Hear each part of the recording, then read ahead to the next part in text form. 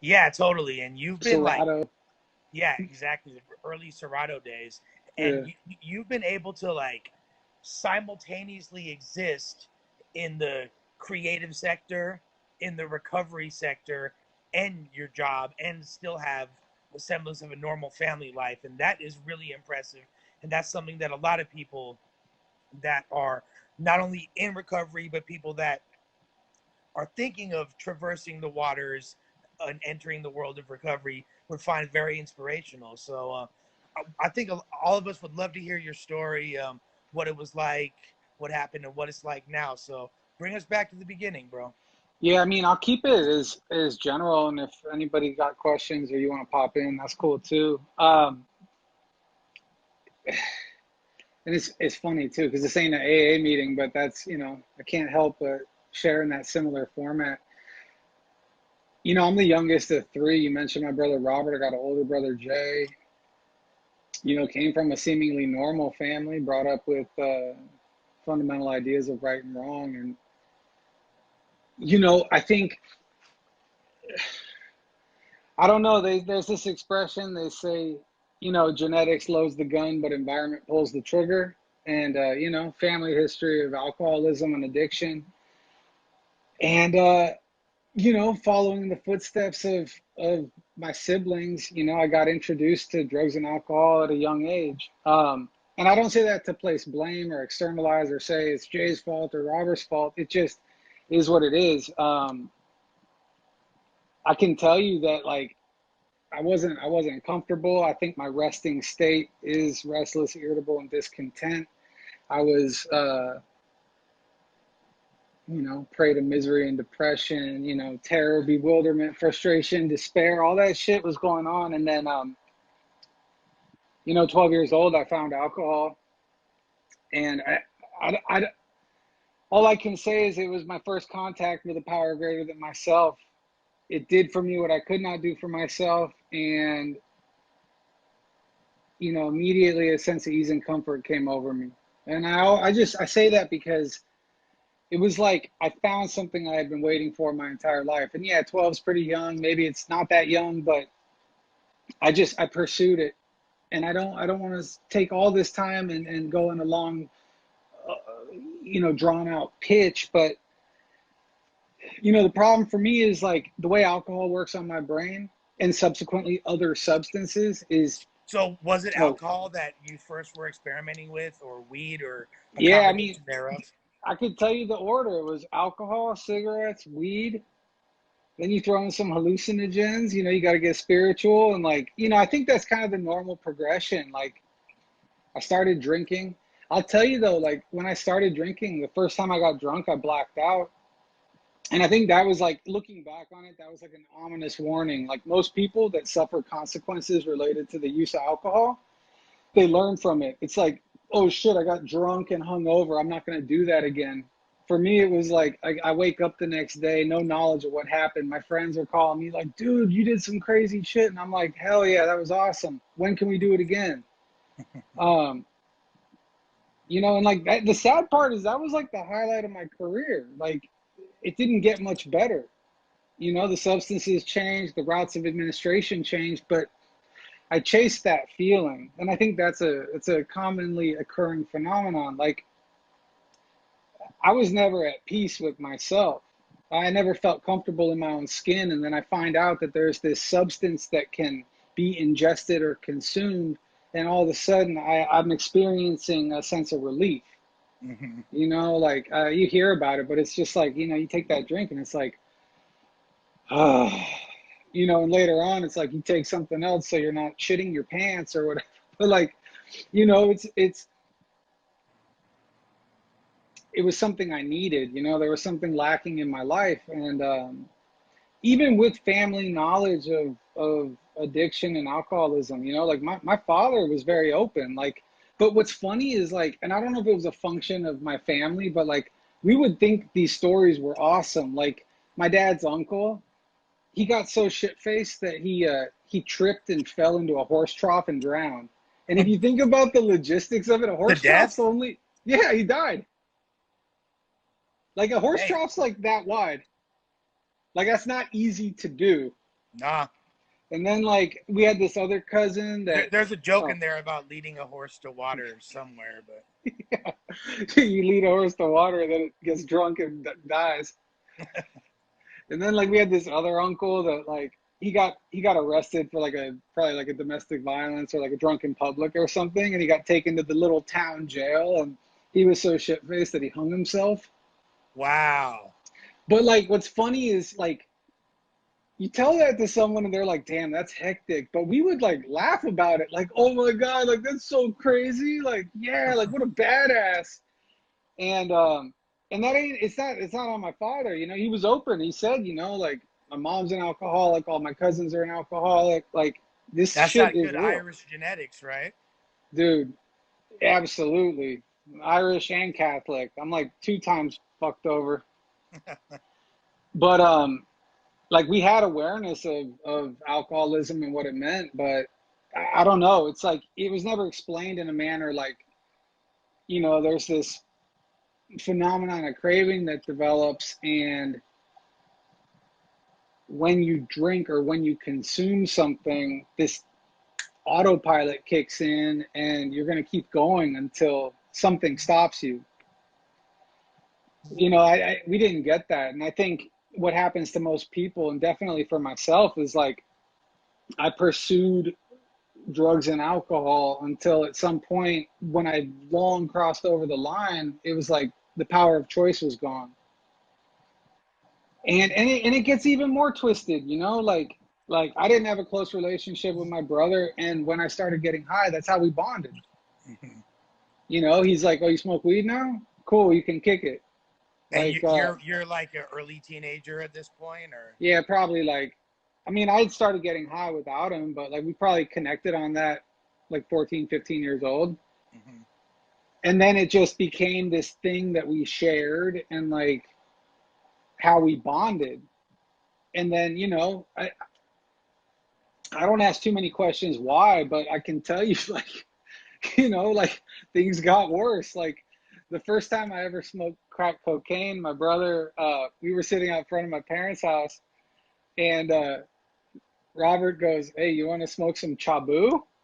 And I go, "What's chabu?" And he goes, "Oh, don't trip, it's Filipino keef. You know, it's keef that's pushed into a rock form." And I'm like, all right, cool. Like, I love smoking weed and keef. You know, this was like before all the wax and the shatter. Like, remember when keef was right, like the big deal? Like, you right, had the right. keef box. Yeah. I'm like dating myself. I'm like 99. Like, oh, I got some keef, some pollen. You But know, it's like this the same. The first time I smoked heroin, I was told it was opium hash, oh, of course. and that's essentially Hey, what it is. But yeah, it's just like a misnomer because it doesn't sound as bad. right, But this fool, he you know, we're like smoking it out of a bowl, and like all of a sudden my entire face is numb, and I'm like rocketed into the eighth dimension. You know, I skipped over four, five, six, and seven, and like, you know, and then of course the next day he's like, "Hey, by the way, that was crack," and I'm like, I guess we're smoking crack now. And then, you know, like the same thing happened. Like, I mean, that's how I got introduced to most hard drugs. And then you know, what's funny is like he would try and like do the right thing and try and keep me like out of trouble, and like I remember I got super into meth when I was like 17, 18, 19, like heavy into it, and he was like, "Oh, you know, like you can't do that. That's such a dirty drug. Like what, you know, that's like you can't smoke meth. That's what tweakers do." And I'm like, "Motherfucker, you're like shooting dope. Like what are you talking about?" And it's then like, amazing the way yeah. drug addicts will like find certain lines, like, "Oh, I'll never do that," or like justify, like, "Oh, like heroin's organic and it's natural, but meth, that's dirty." Like, Yeah, well, it's like so funny. I have this buddy that's a dietitian, and he would do this like graph of like, you know, you take the coca plant, which is actually a really good plant, and then you process it and it becomes powder cocaine, and you continue processing it and it becomes crack. Similarly to the way there's like corn, and then you like process it into like whatever, like corn flour or cornmeal and then like high fructose corn syrup, you know? It's like, anyways, you're Really, right. really solid justification. That's reaching deep right there. Yeah. But you know, and then like and shit just it got worse. Like, and in Something the midst, my oh, brother who's in recovery said to me that there's three phases of using. There's fun, there's fun with consequences, and then there's consequences. So you're at a certain point it starts to not just be fun, it's fun with consequences, right? yeah, like, and the fun with consequences was just such a burn. Because like the other thing my brothers, both of them, did for me that really sucked was like they like my parents were up on game, you know, like they had my brother. I can't buzz. Let's just say both siblings have serious issues related to substances that require certain programs to not continue. But like they had burned it for me. So like not only was like I getting high, but it was like so sophisticated. Like I'd have to have like a change of clothes and like you know what I mean? Like they were just Right. on me because they had seen the effects of alcoholism firsthand. So it wasn't even fun, you know? It's like it was just problems pretty much from the start. And you know, and then in the midst of all this, like it was cool having an older brother that was like farther gone because I could always hide behind that, you know? Like I can remember like attending an intervention for Robert, participating in the intervention, and then like meeting up with him 20 minutes after the intervention and getting high. Like, whoa, that was crazy. Like that sucked. Like, damn, Robert. Like, you know, and then I didn't have any knowledge of what alcoholism meant. So like, I mean, I thought I was being a good brother, but like I got really into like selling substances and he went away to treatment and he's like, hey man, like I'm in treatment, you know, but I have a heroin problem, not a weed problem. So do you think you can bring me an ounce of weed? And I'm like, Mm-mm. yeah, sure thing. Like I don't know how many brothers would bring like a full like baggie, but And I that's didn't when know, you again know. that's when like this is the day before the way pre Prop 215 or any semblance of legalization. So it was like Oh yeah. it's kind of Oh, gnarly at the time. I used to I used to sell harder stuff, and I wound up making more money selling weed because the margins were so big. And this was before, yeah, the medical card and all that stuff. You know, ancient history. But what's funny is like once Robert started going to treatment, it was like all the focus then shifted, and it was like, fuck, like, you know, the spot was kind of burnt. And then like I don't know what your listenership is like, but like if your family starts going to Al-Anon, you're fucked. Like Right. you're fucked. Like game over. Cause they had been going to Al-Anon for a couple of years and like, you know, I could duck and dodge and be like, I'm depressed or like, oh, Robert's got me sad. But eventually it was like those chips were cashed and you know, the spotlight was on me. And it was like talk about unmanageability. It was horrible, you know, like you fast forward, like I wound up getting strung out. I wound up getting heavily addicted to crack cocaine and methamphetamine and you know, throwing some benzos because I had some like washed up hustle where I could like trade a vet a bottle of liquor for their 90-day prescription and then, you know, whatever. I don't need to get into it, but Cracking the scripts. yeah. And, you know, I taught myself that like, you know, it's funny, like if you have like older homies or even a big brother, they like give you advice that they think is good advice. Like I remember Robert telling me like, you know, if you're going to smoke cocaine, like you have to do it after 2 a.m. You cannot do it before 2 a.m. And I'm like, why? Like, you know, what is this like Cinderella? Like I'm gonna turn into a pumpkin or something? Like, but then there came the day where it's like 12 in the afternoon and I blast off and then that just continued till the end, you know? Would you say But was it crack that really brought you to your knees? it's you know what? I don't know if I could even I don't know if I could even formulate like what brought me to my knees. Like I think crack made me make very bad decisions. Um, like I wasn't. It wasn't. It's like I'm trying to think of like because I don't. I mean, I'll be specific. I moved home and was moving weed, and then I found out that I could trade a dealer an eighth of weed for a 10 piece of crack. Mm. Now, if you do the math on that, that's a horrible deal. Right. Because if I had just spent, this was like 2001, 2002. Back then, it was like $50 for an eighter, you know? Right. If I had just taken the extra 20 minutes, I could have gotten 5, 10 pieces. Right. But instead, I'm just, so what happened And was I wound now up, the price of weed has gone down significantly and crack has gone up significantly since then. But at the time, yeah. Anyways, yeah, so it made me make terrible choices. And then I just got broke. And then, with the family involvement and knowledge of addiction and recovery and all that stuff, it was like, hey, like you can't live here. And I'm not like a hardened criminal. Like I can talk about selling drugs, but I was like a two-bit hustler, like my hustle was like I'll buy a dime, break it into two nickels and sell it as two dimes. Like, oh yeah, I'm balling, man. Like that's awesome. and it's And really just making enough money to sustain your using at that point too, right? Like, yeah, yeah, it was pathetic. Every day was like predestined and outlined, and all I could do was try and stay well, try and stay up. It's funny because you talk about rationalizing, like you tell yourself, like, I'm not homeless if I don't go to sleep, because only homeless people sleep on benches. So if I just stay awake, that's cool. Um, but you're yeah, like circumventing the entire concept of a home, essentially. yeah, exactly. Or if I take, or if I take so much Klonopin that I black out for a week and a half, who cares where I was? Because like I don't remember. Right.